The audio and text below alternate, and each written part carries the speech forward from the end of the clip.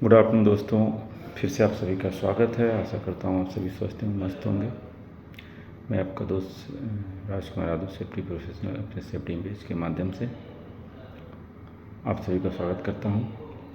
दोस्तों, मैं एक सेफ्टी टॉपिक पर डिस्कस कर रहा हूँ जिसका नाम है स्टैट्यूटरी रिक्वायरमेंट्स इन कंस्ट्रक्शन, या आप कह सकते हैं कि statutory law likes BOCW and other construction related regulations. Means what is a statutory requirements are applicable in metro construction और अदर कंस्ट्रक्शन, उसके बारे में थोड़ा डिस्कस करेंगे। दोस्तों, सबसे पहले तो अगर आप किसी भी कंस्ट्रक्शन में काम कर रहे हैं या मेट्रो कंस्ट्रक्शन में अगर आप काम कर रहे होंगे तो जिसके अंडर में हम काम करते हैं वो हमारा एम्प्लॉयर होता है, और जो कंट्रैक्टर काम करते हैं वो एम्प्लॉय होते हैं।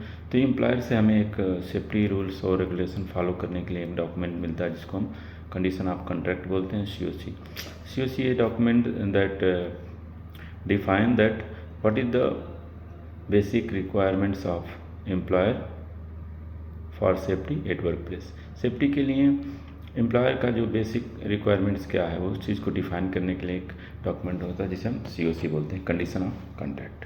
मतलब इस कॉन्ट्रैक्ट के तहत सेफ्टी की क्या क्या कंडीशंस हैं वी हैव टू फॉलो। तो उसमें एक कंडीशन होता है कि इंडियन स्टैट्यूटरी रिक्वायरमेंट्स जो हमें फॉलो करने पड़ते हैं। इसमें क्या क्या है? इसमें है आपका building and other construction works 1996 and BOCWR 1998। उसके बाद से होता है आपका electricity act 2003 and electricity rules 1956, motor vehicles act 1988 and 1989, petroleum act 1934 and the petroleum rules 2002, और gas cylinder rules 2016, statics and mobile pressure whistle rules 2016, Indian explosive act 8084 and explosive rules 2008, Indian boiler act 1923।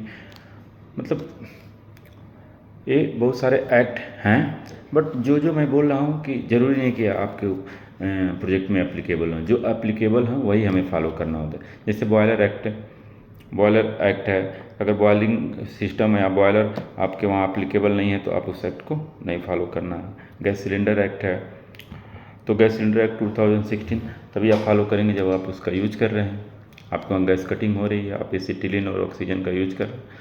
तो ज़रूरी नहीं है, but mostly जो applicable हैं वो BOCW act, BOCW rules, motor vehicle acts, electricity rules, और ये सब जो है नेशनल बिल्डिंग कोड 2016, ये सब जो है ज़्यादा कंपलसरी हैं, ज़्यादा इनकी रिक्वायरमेंट होती है, ये एप्लीकेबल है। इससे विसल रूल्स आपके वहाँ एप्लीकेबल नहीं, क्योंकि मेट्रो कंस्ट्रक्शन में इस तरह का नहीं है।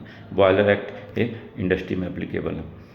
तो कुछ चीज़ें जैसे आपका स्टेट पोल्यूशन कंट्रोल बोर्ड्स के जो हैं रूल्स वो फॉलो करने पड़ेंगे, जो CPCB है, सेंट्रल पोल्यूशन कंट्रोल बोर्ड्स हैं, वो रूल्स फॉलो करने पड़ेंगे। तो ये सब चीज़ें जो हैं आपको नॉइज पोल्यूशन कंट्रोल का आपको फॉलो करना पड़ेगा।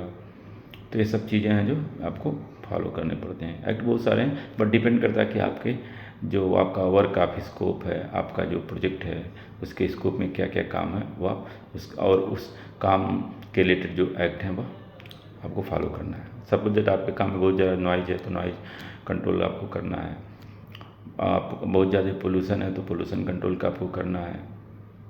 तो इस तरह से चीज़ें हैं जो स्टैट्यूटरी रिक्वायरमेंट होती है वो हमें फॉलो करना पड़ता है।